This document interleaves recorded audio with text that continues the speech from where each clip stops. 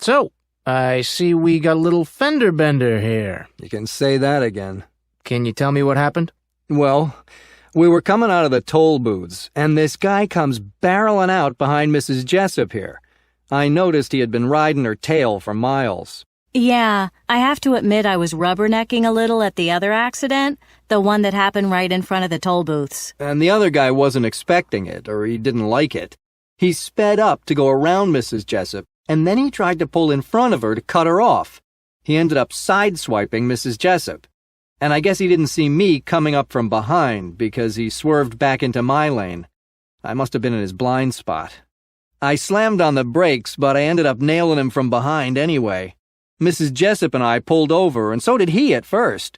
Then we got out of our cars to swap information, but the other guy was gone like a bat out of hell. What about you, ma'am? Can you tell me what happened? That seems to cover it. What he said is about right. So, you're both telling me this was a hit and run. Did either of you manage to get his license plate number? I did. Here you go.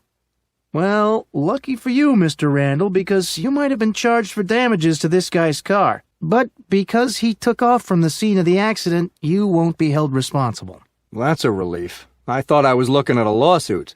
If you give me a minute, I'll just radio this in so we can track him down. When you get him, I won't have any problems giving him a piece of my mind. And I won't lose any sleep over taking him to the cleaners for my car. It was brand new. Well, I wouldn't count my chickens before they hatch, Mrs. Jessup. If you expect compensation, you might be barking up the wrong tree. In many of these cases, the perpetrators run because they're usually caught up in other illegal dealings or because they don't have insurance. Fantastic. He could have totaled my car. Well, at least no one is hurt. It could have been a lot worse. You two sit tight for a moment, and I'll have you right out of here and back on the road in no time.